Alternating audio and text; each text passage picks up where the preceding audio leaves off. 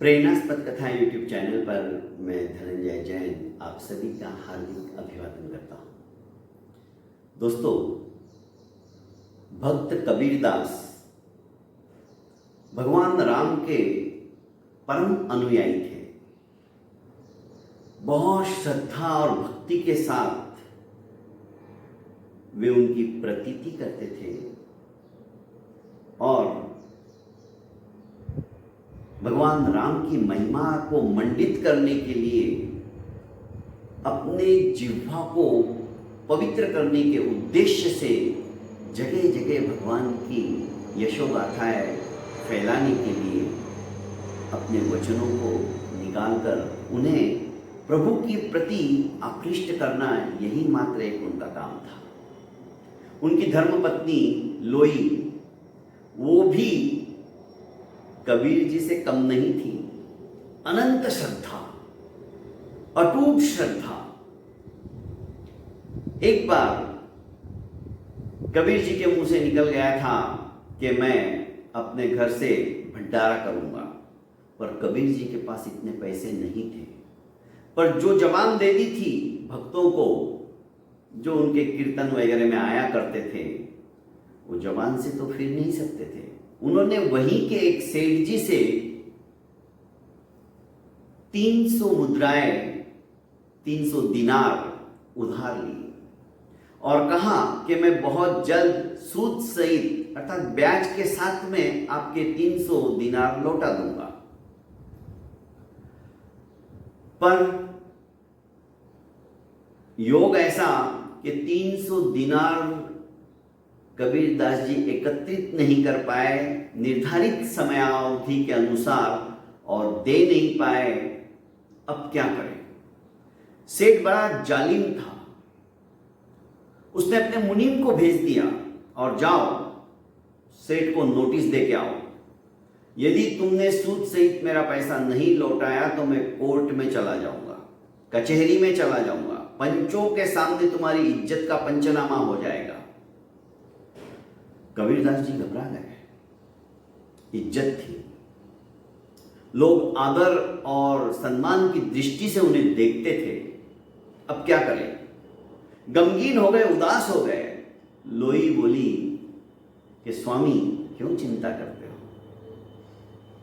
अरे जब हमने उनको मान लिया है तो उन्हें चिंता करने दो ना हमारी।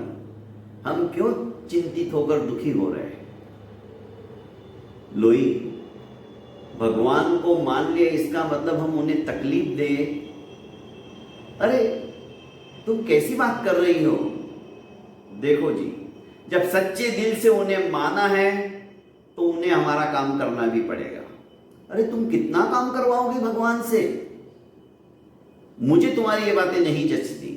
आपको जचे ना जचे, मैंने जब रिश्ता बना लिया उनसे तो मेरा कर्तव्य भी होता है कि मैं उनको भी अपने कर्तव्य के बारे में सजग करूं। जब हम तकलीफ में तो उनका उत्तरदायित्व है ये, हमारे उस दुख का निवारण करने का। खैर, कबीरदास जी ने कहा कि एक काम करता हूं, मैं 5-6 दिन के लिए कहीं बाहर चला जाता हूं, देखता हूं कहीं से कुछ मिलता है तो हम साहूकार का सूद सहित पैसा वापस लौटा देंगे। पर स्वामी तुम्हें कहीं जाने की जरूरत ही नहीं है, मैं कह रही हूं आपको कि उनकी लीला अपरंपार है। कबीरदास जी ने कहा कि कैसे समझाऊं अब मैं इसको?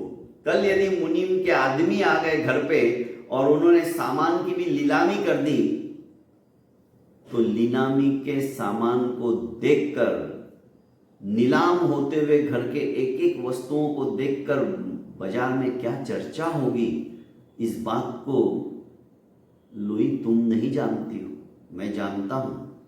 हमने इतने बरसों से जो इज्जत कमाई है 1 मिनट में खत्म हो जाएगी। आप बिल्कुल निश्चिंत रहिए, राम जी के ऊपर विश्वास कीजिए, बस मैं तो इतना जानती हूं। और आप चुपचाप अब सो जाइए, निश्चिंत होकर सो जाइए। शाम को मुनीम जी आने वाले थे पर शाम को मुनीम जी नहीं आए। कबीर जी सोचने लगे कि सवेरे सवेरे होते ही वो दरवाजा खटखटाने वाला है, अब मैं क्या करूं। सो गए। सवेरे सचमुच में मुनीम आया, जो कि वसूली को हमेशा आया करता था। उसने दरवाजा खटखटाया। लोई ने दरवाजा खोला।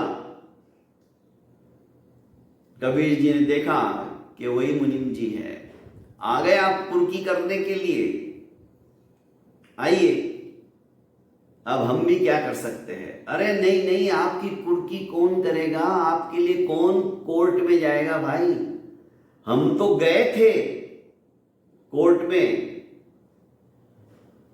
और वकील से हमने नोटिस भी लिखवा ली, पर इतने में एक सुंदर सा लड़का, गोल मटोल चेहरा, पीतांबर पहना हुआ आया और कहने लगा कि किसको कुर्की दे रहे हो, किसको नोटिस देने की तैयारी कर रहे हो, कबीर को। अरे चिंता मत करो, उसके 500 दिनार मेरे पास बहुत पहले से पड़े हैं, ये तुम्हारे सेठ को दे दो जाके। कितने पैसे लेने थे उनसे कि 330 रुपए, 300 रुपए मुद्दल के और 30 रुपए ब्याज के। तो ठीक है, जितना तुम्हारा है उतना निकाल के बचे हुए पैसे वापस कबीर जी को दे दो। मैं तो भौचक्का रह गया और धीरे धीरे वह लड़का कहां गायब हो गया, कुछ पता ही नहीं चला। मैंने सोचा थोड़ी देर और बात करूं, पर उसका मनमोहक चेहरा, उसकी बातें अभी भी कानों के अंदर रस घोल रही है। तो ये बचे हुए पैसे मैं तुम्हें देने आया हूं। अब लोई और कबीर जी दोनों एक दूसरे की तरफ देखने लगे। आज तो पीतांबर धारण करके तुम्हारे राम जी कोर्ट में भी पहुंच गए, तुम कितना काम करवाओगे उनसे लोई। अब ये थैली भी तुम्हें उठाओ। नहीं नहीं, हम दोनों ने उनको माना है, उनकी पूजा की है, वे हमारे हैं और उन्होंने दिया है, तो हम दोनों मिलके ही उठाएंगे। और वो पैसों की दिनार की थैली उठाई और दूसरे ही दिन कबीर जी ने वापस फिर से भंडारा के लिए आह्वान कर लिया। और जो बचे हुए पैसे थे, जो भी आए हुए थे, वे सारे पैसे भंडारे में लगा दिए। ऐसे थे कबीरदास जी। दोस्तों, श्रद्धा, आस्था और विश्वास इस तरह से हमारा उस परम पिता परमेश्वर के प्रति होना चाहिए जैसे कि कबीर जी का और लोई का था। यदि ऐसा विश्वास, ऐसी अटूट प्रतीति हमारी उस भगवान से हो जाए, तो शायद संकट और दुख दूर दूर तक हमें नजर भी नहीं आएंगे।